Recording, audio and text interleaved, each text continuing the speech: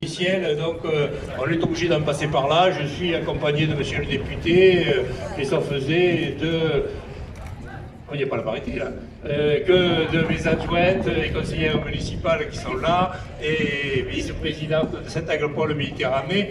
Donc mesdames et messieurs, monsieur le député, mesdames et messieurs les élus, les vice-présidents, les maires adjoints de notre territoire de Saint-Agropole Méditerranée, merci d'être à mes côtés, mesdames et messieurs les enseignants aussi, que peut-être je demanderai de venir nous rejoindre, tout au moins les responsables de chaque service, pour que déjà il n'y ait pas de confusion parmi les étudiants et qu'ils ne vous prennent pas pour des attardés, des retardataires. Et on est là pour rigoler, on ne va pas se prendre la tête quand même. Donc ce que je tenais à vous dire, moi, aujourd'hui, c'est que si nous avions souhaité développer une filière de troisième cycle sur d'enseignement supérieur sur 7, justement, c'est pour pouvoir vous offrir la possibilité de continuer vers l'enseignement. Comme, bien évidemment, vous êtes dans un territoire qui a eu d'illustres prédécesseurs, que ce soit dans des domaines divers et variés, que ce soit dans le cinéma avec Agnès Varda, par exemple, dans la peinture ou dans l'art comme Combas, Di Rosa, Soulage, ou dans le théâtre avec Jean Vilar, dans la poésie avec bien évidemment Paul Valéry et puis Georges Brassens. Alors si on est là actuellement, c'est parce que cette année on fête le 100e anniversaire de la naissance de Georges Brassens. Donc je crois que je ne veux pas parler non plus de certaines grandes personnalités comme Fidji Simo, qui il y a quelques années était ici en tant qu'étudiante et qui finalement a été un des grands responsables du groupe Facebook, le réseau social particulièrement connu et peut-être utilisé par vous-même, et qui maintenant a une réputation internationale. Elle a commencé à 7, elle a fait toutes ses études au lycée Paul Valéry, et bien évidemment après elle a volé de ses propres ailes et a eu le courage de partir vers les États-Unis pour un emploi saisonnier, et puis de fil en aiguille, elle a terminé deuxième du groupe Facebook. Donc voilà, ce sont des réussites et c'est ce que je vais essayer de vous donner l'envie, comme dirait Johnny Hallyday, l'envie d'avoir envie d'aller plus loin. Alors on va pas chanter, on va chanter, non, on va chanter, excusez-moi, et surtout je voudrais que vous vous sentiez à l'aise. On est dans un territoire particulièrement exceptionnel au point de vue qualité de vie.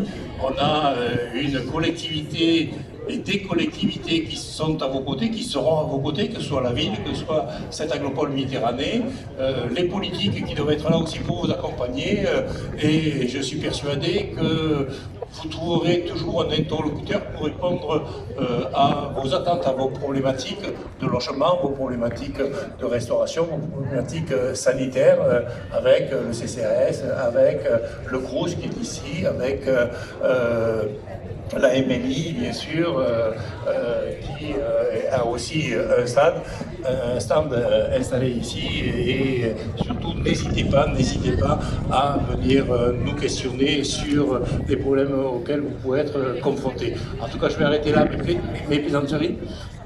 Oui, vous êtes au total plus de 1000 étudiants qui sont inscrits. Alors, bien évidemment, il y a les joutes à 7.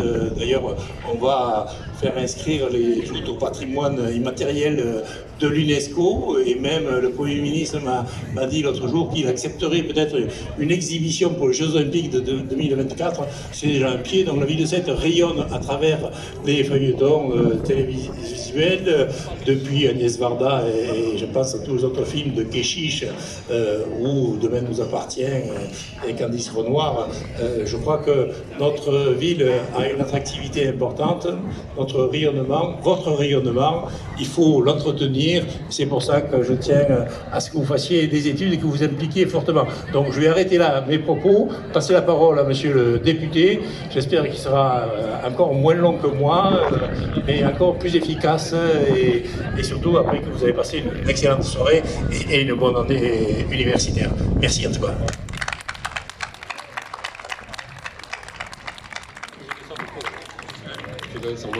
Merci Monsieur le maire, cher François, mesdames, messieurs les élus, mesdames, messieurs les directeurs, les responsables de composantes, mesdames, messieurs les enseignants, chers étudiants, on est dans un drôle de pays, un pays dans lequel on dit que c'était mieux avant. Il faut reconnaître qu'en fait c'était mieux avant parce qu'avant on avait 20 ans. Et je dois vous dire que moi je suis envieux de vous retrouver ce soir parce que évidemment vous êtes dans une ville qui vous accueille, qui met tout à disposition pour que votre accueil se passe dans les meilleures conditions qui soient. Tout est fait pour que l'accueil, pour que les conditions de travail, pour que vos conditions de vie, pour tout ce qui a lieu à votre vie d'étudiant soit exemplaire. Et je crois qu'il faut s'en réjouir. Je crois également que quand on arrive dans une ville, on ne se rend pas toujours compte du travail qui est fait en amont pour proposer le maximum de formation.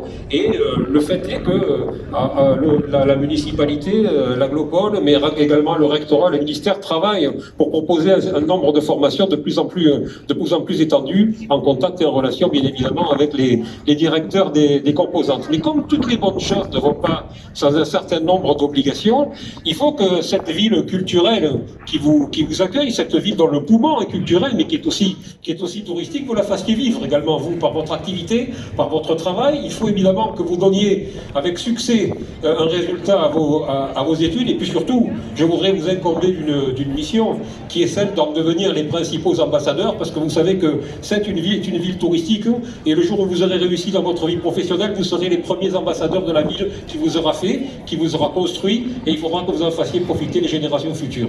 Je vous remercie.